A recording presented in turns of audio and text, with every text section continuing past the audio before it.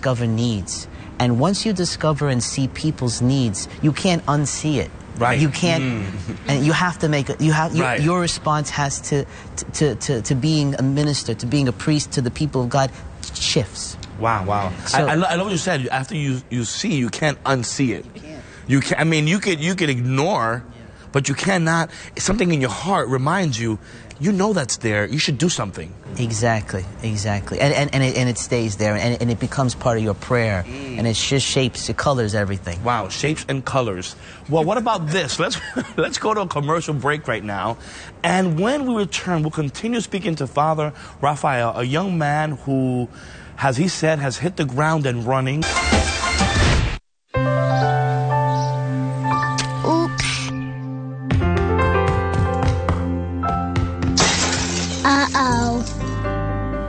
Get on top of it before they do.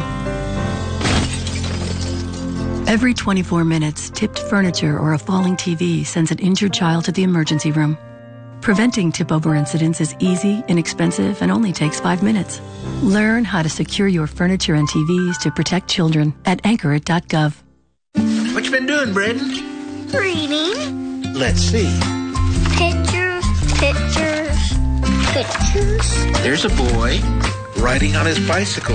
You can read too, Grandpa. Yeah. And we are back with our brother and friend, Father Raphael Perez. One of the things that we have a friend of ours named Raphael Perez. Right, don't we? Right. And the first time that he texted me, I was like, why was Raphael texting me? And then I was like, oh, it's a priest. And then I'm like, why is he saying he's Raphael? Like, I know who you are, in my mind, So, Father, you're involved with the community. You guys are visiting homes. One of the things that I've always wondered is, do you feel that your seminary training helped you and developed you enough to be able to confront effectively the challenges that you're facing now as a priest? I have to say that one of the greatest gifts that was given to me by the opportunity to go to seminary was the gift of growing in an awareness of both who I am as a man and also who He is, who the Lord Jesus is, as the love of my heart and my soul. And the education that we were given, and we were given a lot of education, 6+ years worth of it. Right. All was given to me so that I could continue that journey both within and so that I could come without, eventually, by the time of my ordination. I'm still asking myself, that's a really good question, David, because that's a question and a topic that I often reflect on myself, and certainly when I speak about this with my brother priests who were just ordained. And I would say that but that would be the thing that I can look back with the most gratitude, that I had an opportunity for 6 years, almost like a 6-year retreat, to really discover who I was and who He was, and in the process be formed and be called to make that yes, which I made here 7 months. And on that topic, just to kind of sum it up, I am so happy that I could sit here just as I stood there 7 months ago and say, I'm here, I'm ready, freely. No, this is, I know that this is what I've been called to do. Amen. That's a tremendous joy to say that. It is. I mean, Dad, we know people that are, one of the questions we always hear, like, what's my purpose in life? Yeah, we always confuse. It is very daunting. It's a question that we always have in our heads. That I took the right path, that I took the right career, that I took the right choice. I think we all struggle with that. So it's beautiful when you said, you're in the right place. You took the right path because you got to know yourself. And you took this time to reflect and continue to reflect every day. And it's something that often, like we said in another show, we forget to do that. And that's why we start making mistakes and just going. It's just the ante is up, in terms of, in all the realms of formation. Right. And rightfully so. It's getting you ready because it's getting close at that point. And just one of the things, and at that time I was in the major seminary out in Huntington in Long Island. Was my last year, and the last year that the formation program was there, and before moving to St. Joseph's in Yonkers.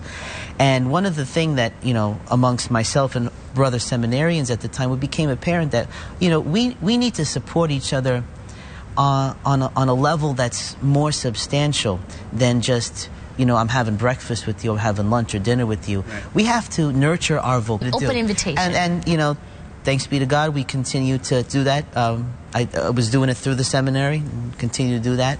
And then you discovered that there was a group, right? So we did it not knowing that there was already a group of on a national level, the Confraternity for Catholic Clergy. And it's just that what we're doing, they were already doing, and they're more established. So we'll just fall under their umbrella, you know? Right. And so that's what we do. So now you're in charge of that, or you're a moderator of sorts, but in a very informal sense. I love the humility. A moderator of sorts. He's like, I represent a chapter here in New York City. Yeah, but it's still kind of new.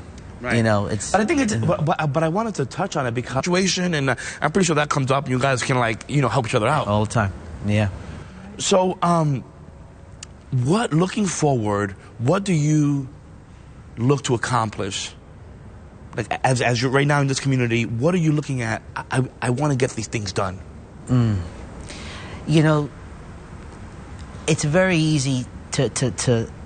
I mean, I could be here for the next 10, 15 minutes telling you all these things. We almost need to end. Yeah. Father, just give us the most important. You know, here's the thing. You know, people need to encounter the Lord. Whether we're scrubbing pots, whether we're you know, we're doing gymnastics, whether we're not gonna. If that's not at the heart of it, it's for naught. It's for naught. And so that calls me to constantly say to myself, you know, and ask myself, where am I at with my own relationship with Him?